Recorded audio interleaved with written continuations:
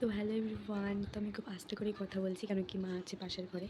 তো আজকে হলো মাদার্স ডে, এই কারণে জন্য মার জন্য কেক আনতে যাবো। আমি অর্ডার দিয়ে চলে এসেছি।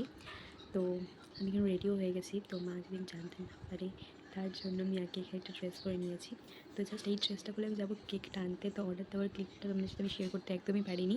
তো এখন একটু পর যাবো কেক আনতে। তো কেক কালকে আমার বলা হয়ে গেছে যে কেকটা রেডি করে রাখতে।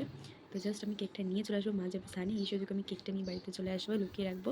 তো তারপরে কেকটাকে সারপ্রাইজ দেবো। তো সেটাই তোমাদের সাথে ছোটো মিনি ব্লগে শেয়ার করবো। তো তোমরা প্লিজ ভিডিওটা দেখে নিও। আর ভিডিও যদি ভালো লাগে থাকে তাহলে অবশ্যই লাইক করে ফলো আর শেয়ার করতে একদম ভুলো না। আর কারা কারা মাদের জন্য এরকমভাবে সারপ্রাইজ দিচ্ছ সেটাও আমাকে প্লিজ কমেন্টে জানিয়ে দিও। তো আমি ওখানে যাই, তারপর এখানে কেকটা লুকিয়ে রাখিয়ে দিছি। তোমরা দেখতেই পারছো মা টের না পায়। যখন আমি তাদেরকে চলে এসে খুব হাঁপিয়ে গেছি, জামাটাও চেঞ্জ করে নিয়েছি। এখানে আমি জামাও চেঞ্জ করে নিয়েছি ফাটাফাট। হাঁপিয়ে গেছি পুরো আমি। যাই হোক, এখন মাকে কিচ্ছু বুঝতে দেওয়া যাবে না। তারপরে এখানে মাকে আমি সারপ্রাইজ দিতে এখানে চলে এসেছিলাম। আর মা কি বলছে সেটা তোমরা শুনে ওই নাও। দেখো, ওই জন্য ভিতরে ভিতরে তুই এটা কি জানি করতেছিস। Thank you, thank you, thank you আমার জন্য কেক আনার জন্য। Thank you.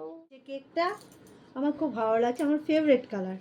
তো আমি যেখান থেকে কেকটা বানাতে দিয়েছিলাম সেই দোকানে খুব সুন্দর কেকটা বানিয়ে দিয়েছে আর খুব টেস্টি ছিল খেতে। আর এখানে মা কেকটা কাটছে, সেটার কিছু মানে ছোটো একটা ক্লিপ তোমাদের সাথে শেয়ার করেছি, তোমরা দেখে নাও।